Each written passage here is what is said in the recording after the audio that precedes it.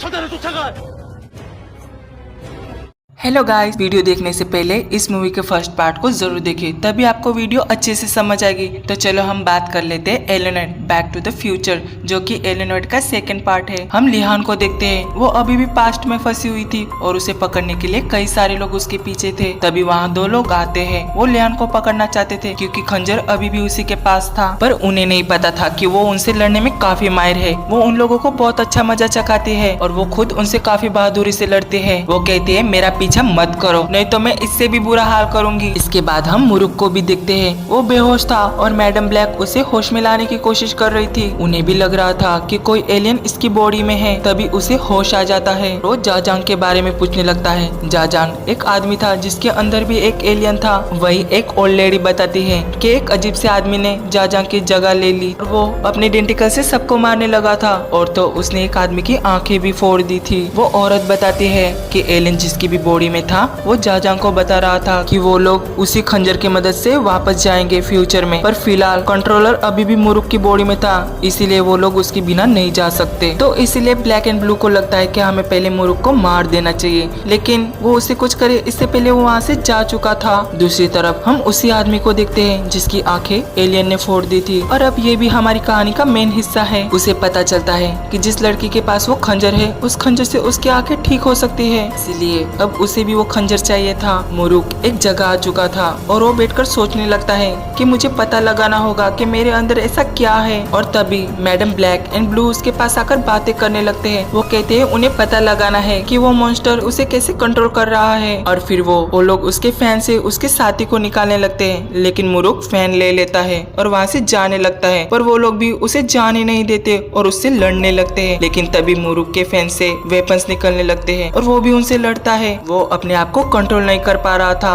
और फिर वहाँ से भाग जाता है। ब्लैक एंड ब्लू भी उसका पीछा कर रहे थे, और तभी वो लोग अपने जादू की मदद से उसे रोक लेते हैं और उसे पकड़ लेते हैं। हम मुरुक के साथियों को भी देखते हैं, लेफ्ट एंड राइट को। वो लिहान को बताते हैं कि यहाँ के लोग उसे पकड़ना चाहते हैं, इसीलिए वो लोग उसे बचाने आए हैं। वो कहते हैं आप हमारे मालिक की बीवी हो, लेकिन लिहान को अपनी शादी के बारे में कुछ भी याद नहीं था और वो कहती है मैं किसी को नहीं जानती, और तभी वो भी वहाँ से चली जाती है। ब्लैक एंड ब्लू ने मुरुक को बांध रखा था और वो सो रहे थे, तभी फिर से मुरुक वहाँ से भाग जाता है। इसके बाद हम जाजांग को देखते हैं। वो उस जगह आ चुका था जहाँ लिहान रुकी हुई थी, पर लिहान को पता चल गया था कि कोई आया है और वो अपने पास रखी गन का इस्तेमाल करने लगती है, और तभी जाजांग आकर उसे पकड़ लेता है। लेकिन उसके पास एक और गन थी और वो उसे शूट करके वहाँ से भागने लगती है। लिहान पर हर तरफ से हमला किया जा रहा था, लेकिन वो किसी तरह से वहाँ से निकल जाती है और एक जगह आ जाती है। उन लोगों ने उसका पीछा नहीं छोड़ा था। वहाँ पर हम उसी ब्लाइंड मैन को देखते हैं और वो उन लोगों का शोर सुनकर उन्हें मारने लगता है। इसके पास भी एक तलवार थी जिसे वो हवा में उछालकर लिहान की तरफ फेंकता है और उसे पकड़ लेता है। उसे वो खंजर चाहिए था और वो कहता है कि अब मैं फिर से देख पाऊंगा इस खंजर की मदद से, लेकिन उसी वक्त मुरुक पीछे से आता है छुपकर और वो उस खंजर को ले लेता है, और फिर तभी उन दोनों में फाइट शुरू हो जाती है। इसी दौरान लिहान उस मैजिकल कंबल में लिपट कर गायब हो जाते हैं और अपने साथ मुरुक को भी ले जाते हैं। वो लोग किसी तरह से वहाँ से बच गए थे। हम फ्यूचर में लिहान की फ्रेंड की आंटी को देखते हैं जिन्होंने उन्हें गायब होते हुए देखा था। वो भी ब्लाइंड मैन से जुड़ी हुई थी, मतलब वो भी उन्हीं के खानदान से थी। हम यहाँ पर वो सीन देखने वाले हैं जो हम पहले पार्ट में नहीं देख पाए थे। तो बात तब की है कि कुछ पुलिस ऑफिसर एक मुजरिम का पीछा कर रहे थे, लेकिन वो उसे नहीं पकड़ पा रहे थे। लेकिन वो आंटी मिजिन उस मुजरिम को पकड़ लेती है क्योंकि वो भी एक ऑफिसर थी। उसने मुजरिम के सारे पार्ट्स को पंचर कर दिया था, इसीलिए उस मुजरिम को हॉस्पिटल में एडमिट करना पड़ा था। और ये तभी की बात है जब यूनिवर्स से स्पेसशिप आया था लोगों की बॉडी में एलियंस को लॉक करने, और एक एलियन उस मुजरिम के बॉडी में भी लॉक हो चुका था और ये सारी बातें रिकॉर्ड हो चुकी थी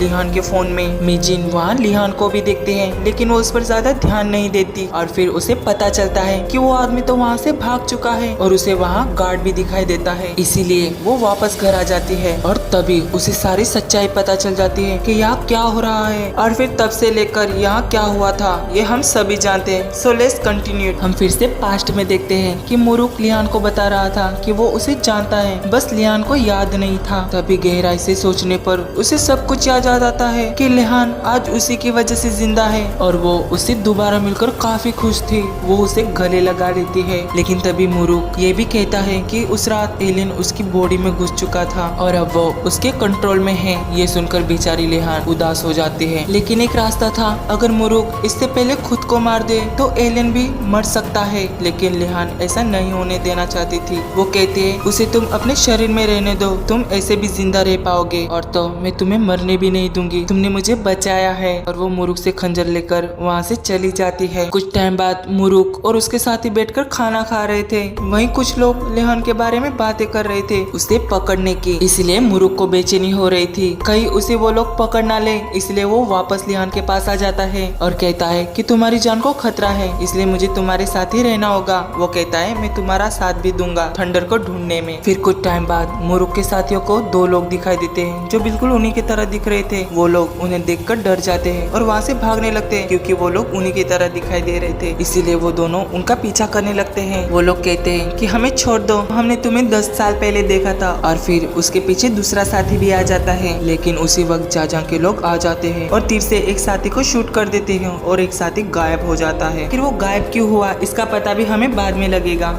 लियान अपने स्पेसशिप के पास आई थी, लेकिन उसे पता चलता है कि जाजांग के लोग उसे ले गए हैं। हम ब्लैक एंड ब्लू को भी देखते हैं। वो लोग जाजांग के घर में थे, लेकिन वहाँ ऑलरेडी ब्लाइंड मैन छुप कर बैठा था क्योंकि उसे पता चल गया था कि जाजांग उस स्पेसशिप को यहाँ लेकर आया है और लियान भी उसे ढूंढते हुए यहाँ जरूर आएगी। और तभी वहाँ मुरुक भी आ जाता है। वो लोग ऊपर जाते हैं चेक करने, लेकिन पता चलता है कि एलियन ने बाकी लोगों को मार दिया था और वो एलियन अपने डेंटिकल से मुरुक के दूसरे साथी को भी मार देता है। वहाँ लियान भी आ जाती है। वो थंडर से कहते हैं अब हम यहाँ से जल्दी चले जाएंगे, लेकिन एलियन तो आजाद था और उसे अपने दूसरे साथी यानी कि कंट्रोलर की तलाश थी और वो उसे भी आजाद करना चाहता था। इसलिए वो सबको खत्म करने लगता है और आकर लियान को पकड़ लेता है और उसे खंजर छीनकर वहाँ से निकलने लगता है। बट ब्लाइंड मैन उसे रोकने की कोशिश करता है, लेकिन एलियन के सामने वो भी हार जाता है। मुरुक भी उससे लड़ने लगता है, पर एलियन उसी खंजर से मुरुक के सीने में स्टैब कर देता है। दरअसल एलियन को लगता है कि कंट्रोलर मुरुक के अंदर है, इसलिए अब वो आजाद हो जाएगा। लेकिन बात कुछ और थी, यही कि जब कंट्रोलर मुरुक की बॉडी में एंटर करने वाला था तब गार्ड आकर उसे शूट कर देता है और फिर कंट्रोलर लियान की बॉडी में चला जाता है। मरने से पहले गार्ड ने अपनी सारी पावर छोटे मुरुक को दे दी थी और थंडर से कहता है अब तुम्हें इसका ध्यान रखना होगा। और इसीलिए थंडर एक जगह आकर दो लोगों की कॉपी बन जाता है और दोनों मुरुक के साथ ही रहते हैं और वो कोई और नहीं बल्कि थंडर था। और इसीलिए उन दोनों के मरने के बाद थंडर वापस अपने असली रूप में आ जाता है। सच्चाई पता चलने के बाद लियान खुद को शूट करने वाली होती है, लेकिन उसके अंदर का एलियन उसे ये नहीं करने देता और फिर लियान पूरी तरह से बदल जाती है। वो एलियन के कंट्रोल में हो चुकी थी। अब वो लोग फिर से फ्यूचर में जाकर सारे एलियंस को आजाद करने वाले थे। हम लोग फ्यूचर में देखते हैं वो लोग वहाँ पहुँच चुके थे और मिजिन वहाँ के हाई ऑफिसर से कहते हैं कि यहाँ एलियंस हमला करने वाले हैं, लेकिन वो उस पर विश्वास नहीं करते और उसे शॉक देकर बेहोश कर देते हैं। उन ऑफिसर्स को लग रहा था कि ये कोई वायरस है और इसी वजह से लोग मर रहे हैं, लेकिन तब बाद में उन्हें पता चलता है कि मिजिन सच बोल रही थी, एलियन उन पर हमला कर रहे थे। ब्लैक एंड ब्लू भी फ्यूचर में आ चुके थे और वो लोग एक जिम में पहुंच चुके थे और उन्हें मॉन्स्टर दिखाई देते हैं और वो लोग स्क्रीन को मारने लगते हैं, मतलब स्क्रीन को तोड़ देते हैं। लेकिन उनकी अजीब हरकतों को देखकर वहाँ के लोग पुलिस बुला लेते हैं और उन्हें अरेस्ट कर देते हैं। वो दोनों उसी पुलिस कार में थे जिसमें मिजिन थी और ब्लैक बड़ी आसानी से अपनी हथकड़ियां खोल लेती है। उसी दौरान एक बहुत बड़ा एक्सीडेंट होता है जिससे उन लोगों को वहाँ से भागने में आसानी हो जाती है। उनका पीछा वही मुजरिम कर रहा था जिसके अंदर एलियन था। वो सभी भागकर ट्रेन में चढ़ जाते हैं और मिजिन उस एलियन को रोकने लगती है, लेकिन वो उसे हिट कर देता है। वहाँ लियान भी आ जाते हैं, लेकिन वो मिजिन को कुछ नहीं करते। हम मुरुक और थंडर को भी देखते हैं, वो अपने असली रूप में आ चुका था और फिर वो मुरुक के शरीर में गार्ड की पावर को एक्टिव कर देता है, लेकिन मुरुक अपनी पावर को बिल्कुल कंट्रोल नहीं कर पा रहा था था। हम देखते हैं कि ब्लाइंड मैन भी वहीं पर था और फाइनली मुरुक की वजह से उसकी आंखें भी ठीक हो चुकी थी। इसके बाद थंडर अपनी कार लेकर आ जाता है फ्यूचर में सबको बचाने। मुरुक तो फ्यूचर को देखकर हैरान हो जाता है। हम देखते हैं लिहान ने दोनों को पकड़ लिया था और उनसे लड़ रही थी, लेकिन वो लोग भी अपनी जान लगाकर उससे लड़ रहे थे। वहाँ थंडर भी आ जाता है और मुरुक को समझा देता है कि क्या करना है। इसके बाद थंडर उस एलियन से लड़ने लगता है। वो ट्रेन के ऊपर था। मुरुक भी अपनी पावर को कंट्रोल करने की कोशिश कर रहा था, लेकिन बेचारा वो गिर जाता है, पर वो हार नहीं मानता और दौड़ते हुए पूरा रोबोट बन जाता है। एक्चुअली खंजर ब्लैक एंड ब्लू के पास था, इसलिए लिहान उन्हें पकड़ रही थी, लेकिन वो उन्हें कुछ करे तभी मुरुक आ जाता है और खंजर ले लेता है। लेकिन लिहान अपने डेंटिकल से उस बेचारे को स्टैब कर देती है। मुरुक उसे याद दिलाने की कोशिश करता है कि वो कौन है, लेकिन वो याद नहीं करती। तभी मुरुक अपनी सारी पावर उसमें ट्रांसफर कर देता है, ये कहकर कि ये पावर्स मेरी नहीं है बल्कि तुम्हारी डैड की है। और फिर गार्ड की पावर अपने आप ही उसकी बॉडी के अंदर से एलियन को कैद करने लगती है, लेकिन तब भी